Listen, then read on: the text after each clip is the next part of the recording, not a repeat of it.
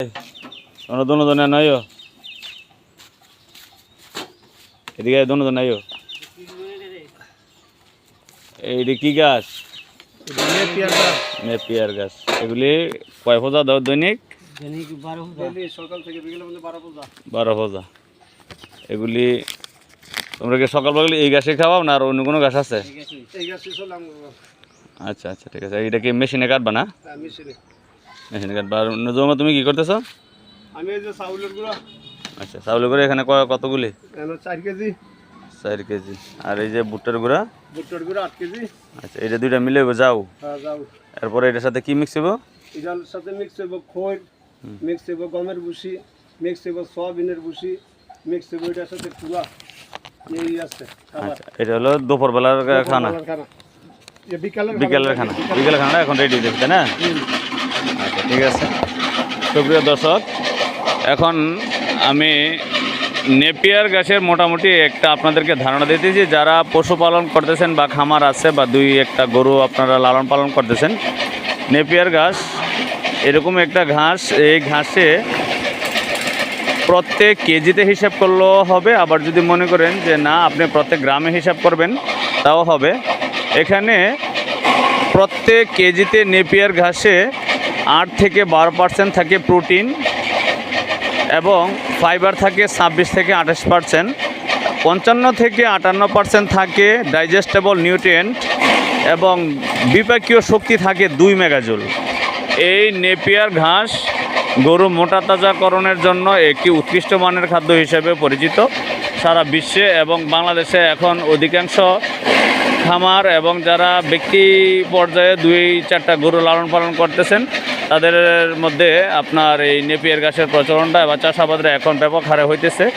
আমাদের মামুন এগ্রো কর্তৃক আমরা এখানে মোটামুটিভাবে প্রায় 3 একর জায়গাতে আমরা নেপিয়ার ঘাস চাষাবাদ করছি।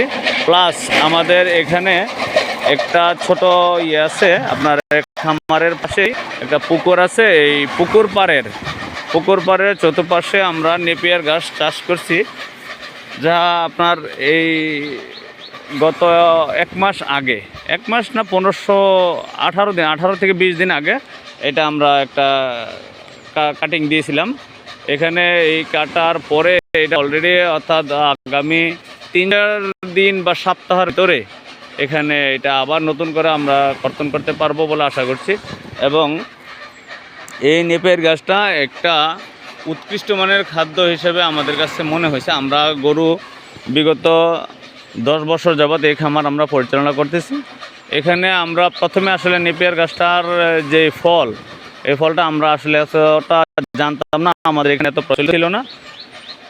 তারপর যখন আমরা বিভিন্ন পর্যায়ে বিভিন্ন খামারিদের সাথে আলোচনা করছি, এর মধ্যে তাদের কাছ থেকে যতটুকু জানতে পারছি, আমরা এই ঘাসটা চাষ করছি। এই চাষের পরে আমরা এই ঘাসের যে ফল, এই ফল আমরা পাইছি।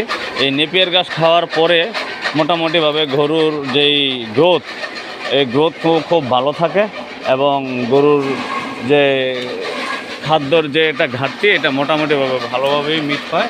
হ্যাঁ, এই বিসমিল্লাহ এগুলোতে অলরেডি আমাদের এই যে দেখেন সকালে মেশিন দিয়ে কাটার পরে এই ঘাসগুলি দেওয়া হয়েছিল, এটা অলরেডি ক্লিয়ার করে লেছে। এখন আবার দুপুরবেলার জন্য খাদ্য রেডি হইতেছে। এই যে মেশিনে ঘাস কাটতেছে। হ্যাঁ, ঘাস কাটার পরে এগুলি আবার দেওয়া হবে। হ্যাঁ, যদি কোনো নতুন খামারি ভাই আমাদের এই খামার ভিজিট করতে চান তা আপনারা আসতে পারেন। আমাদের অভিজ্ঞতা লব্ধ যে পরামর্শগুলি আমরা ইনশাআল্লাহ সর্বোচ্চ চেষ্টা করব আপনাদেরকে পরামর্শ এবং সহযোগিতা করার জন্য। আপনারা আসতে পারেন দিতে আমাদের মামুন এগ্রো আপনাদের ভিজিট করার জন্য আমন্ত্রণ রইল। আর যারা সামনে ঈদুল আজহা আছে, আপনারা যদি কেউ গরু ক্রয় করতে চান আপনারাও আসতে পারেন। না আবার যদি না, বন্ধ করো মেশিন বন্ধ করো, একসাথে বেশি গেছে কেন, এ করো, এটা খুলে লো। হ্যাঁ, আসতে পারেন। আপনাদেরকে আমরা দাওয়াত রইল, আপনারা আসা দেখবেন ইনশাআল্লাহ।